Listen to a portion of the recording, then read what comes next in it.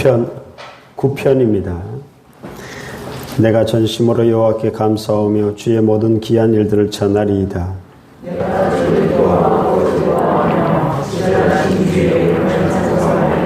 내 원수들이 물러갈 때 주 앞에서 넘어져 망함이니이다.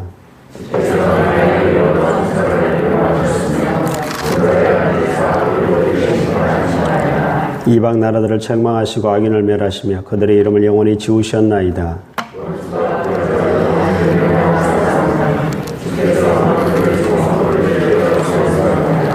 여호와께서 영원히 앉으시며 심판을 위하여 보좌를 준비하셨도다.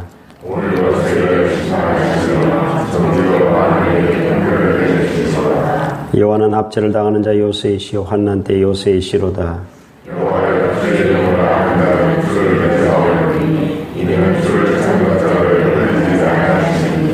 너희는 시온에 계신 여호와를 찬송하며 그의 영사를 백성 중에 선포할지어다.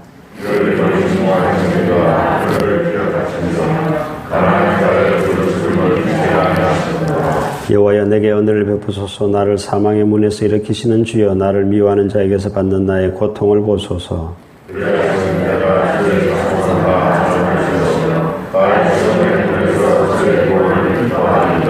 이방 나라들은 자기가 판 웅덩이에 빠지며 자기가 숨긴 거물에 자기 발이 걸렸도다.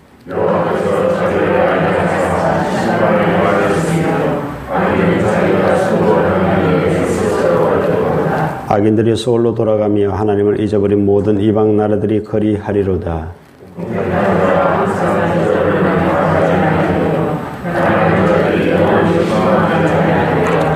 시편 9편 19절입니다. 여호와여 일어나사 인생으로 승리를 얻지 못하게 하시며 이방 나라들이 주 앞에서 심판을 받게 하소서. 여호와여 그들을 두렵게 하시며 이방 나라들이 자기는 인생뿐인 줄 알게 하소서. 아멘.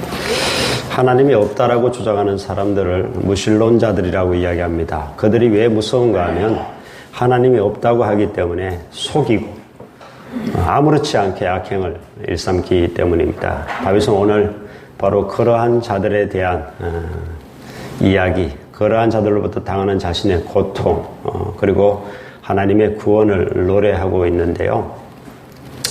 바로 이 무신론자들, 또 이방 나라들, 하나님이 없다라고 그렇게 생각하는 이방 나라들과 이 악인들의 그 심판, 그리고 의인과 또 어려운 나라에 대한 구원을 다윗은 노래하고 있습니다.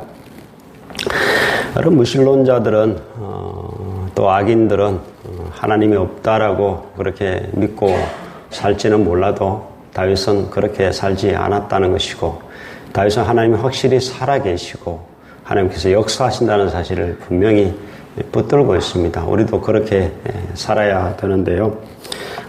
10절을 한번 볼까요? 다윗이 뭐라고 고백을 하고 있는가? 10절을 한번 보겠습니다. 10절을 보시면 이렇게 되어 있죠.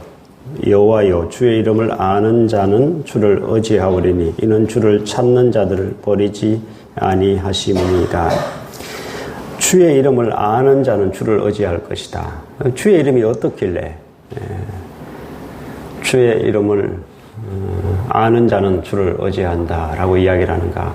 주의 이름은 어려우신 재판장이신 하나님이시고, 어제 본문으로 치자면 또 공의의 하나님이시기 때문에 반드시 악인들의 그 꾀에, 자기들 꾀에 빠지게 하시고 악인을 심판하시고 어려운 자를 구원하여 주시는 공의의 하나님, 어려운 재판장이신 하나님이시기 때문에 주의 이름을 아는 자는 주를 의지할 것이다. 그리고 그 부분에 뭐라고 되어 있습니까? 주를 찾는 자들을 결코 버리지 아니하실 것이다.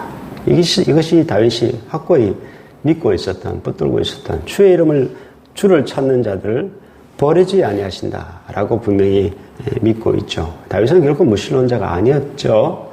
자, 18절을 보십시다. 18절을 보면은 이런 말씀이 있습니다. 궁핍한 자가 항상 잊어버림을 당하지 아니하며 가난한 자들이 영원히 실망하지 아니하리로다. 궁핍한 자가 잊어버림을 당하지 아니할 것이다. 가난한 자들이 실망하지 아니할 것이다. 이것이 확실한 유신론자 아닙니까? 궁핍한 자가 잊어버림을 당하지 아니할 것이고 가난한 자가 실망하지 아니할 것이다. 궁핍한 자가, 가난한 자가 하나님을 찾으면은 하나님께서는 그들을 궁핍한 가운데서 구원하여 주시고 가난한 가운데서 구원하여 주신다는 이야기입니다. 이것이 다윗이 확실히 붙들고 있었던 것이죠. 그런데 거기 보면 수식어가 부사가 2개 붙어 있는데요. 궁핍한 자가 항상 잊어버림을 당하지 아니할 것이고 가난한 자들이 영원히 실망하지 않는다. 여러분, 잠시는 하나님으로부터 잊어버림을 우리가 당할 수 있습니다. 잠시는. 그것도 우리가 생각하기에 잠깐이고요. 우리가 생각할 때 시간이 지체될 뿐이지만은 하나님 입장에서는 항상 잊어버리지 아니하시고 영원히 우리를 실망시키지 않는다. 우리 생각에 하나님 우리를 실망시키신다. 하나님이 우리를 잊어버리셨다라고 생각하지만 하나님 입장에서는 그렇지 않다라는 이야기죠. 다윗이 믿고 붙들었던 하나님은 궁핍한 자가 하나님께 부르짖고 찾으면 그 궁핍하면서 구원하여 주시고 또 가난한 자를 결코 실망시키지 아니하시는 하나님이시다라고 고백하고 있습니다. 제가 언젠가 한번 말씀을 드렸던 예화인데요. 안산제일교회 지금은 원로 목사님 되셨죠. 고은 목사님의 간증입니다. 어떤 할머니 집사님이 오랫동안 교회를 다니시다가 이제 아들네 집으로 가게 됨으로 인해서 멀리 가니까, 지방으로 가니까 이제 교회를 떠나게 됐습니다. 목사님이 찾아와서 선물을 목사님께 드리면서 그동안 목사님 통해서 참 많은 은혜를 받았습니다. 무엇보다 제가 목사님께 감사한 것은 목사님이 10년 동안 나에게 안수기도 해주셔서 제 심장병이 나았습니다. 라고 했습니다. 목사님이 생각해보니 목사님이 그 할머니에게 10년 동안 안수한 적이 없거든요. 무슨 이야기십니까, 집사님? 내가 10년 동안 집사님을 안수한 적이 없는데요. 그러니까 이 집사님의 고백이 뭔가 하면 목사님께 매번 안수기도부터 하는 게 어려워서 주일날 예배 마치고 나갈 때 악수할 때 한 손으로 목사님 손을 붙잡았지만 한 손은 심장이 되고 이게 안수라고 생각했다는 것이죠. 근데 그게 나았다는 것입니다. 10년 만에 심장병이 나았다는 것이죠. 믿음은요, 의외로 단순한 겁니다. 그렇게 복잡하지 않습니다. 믿음은 하나님이 살아계신다. 하나님을 찾는 자를 하나님 구원하신다. 그게 믿음입니다.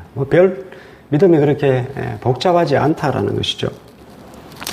여러분, 인도에 가면 인도의 콜라푸르라는 지역이 있는데요. 그 지역은 국가도 버리고 교회도 감당치 못하는 그런 에이즈 환자들, 사창가에서 지내는 사람들, 사창가 사람들이 살아가는 그런 지역이 있습니다. 그곳에 한국인 선교사님이 한 분 계시는데요.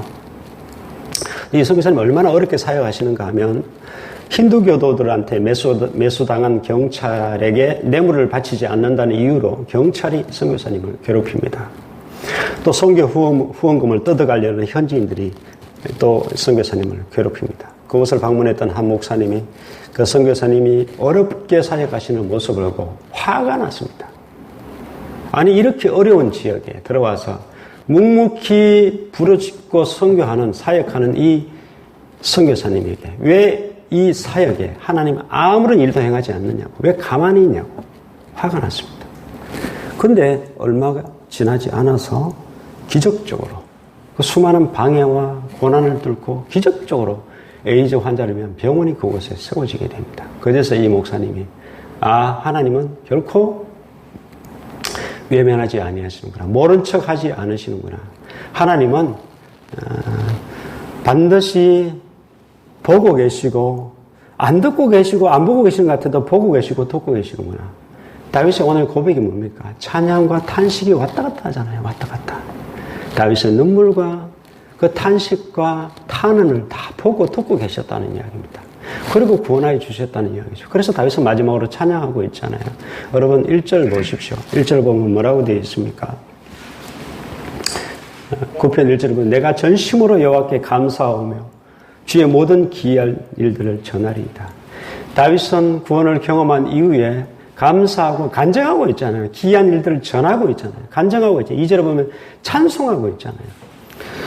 여러분, 하나님은 살아계십니다. 그리고 하나님은 역사하시고 그를 찾고 그를 의지하고 그에게 부르짖는 자에게 구원을 베푸시는 하나님이십니다. 이 단순한 믿음, 이 다윗의 믿음이 여러분들에게도 있어서 여러분이 주를 찾고 주를 의지하고 주께 부르짖어 구원을 경험하고 여러분도 간증하고 찬송할 수 있기를 주의 이름으로 축복합니다. 기도하겠습니다.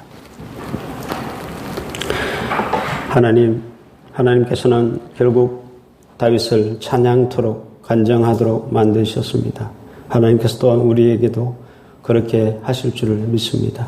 우리 모두가 하나님 살아계시고 또 하나님께 부르짖는 자를 구원하신다는, 하나님 의지하고 찾는 자를 결코 실망시키지 않으신다는 이 확고한 믿음을 가지고 주께 부르짖고 주를 찾고 주를 의지하여 구원을 경험할 뿐만 아니라 또한 찬송하고 감사하며 간증할 수 있는 복된 저희들 될 수 있도록 주님 축복하여 주시옵소서. 사랑이 많으신 예수 그리스도 이름으로 기도드립니다.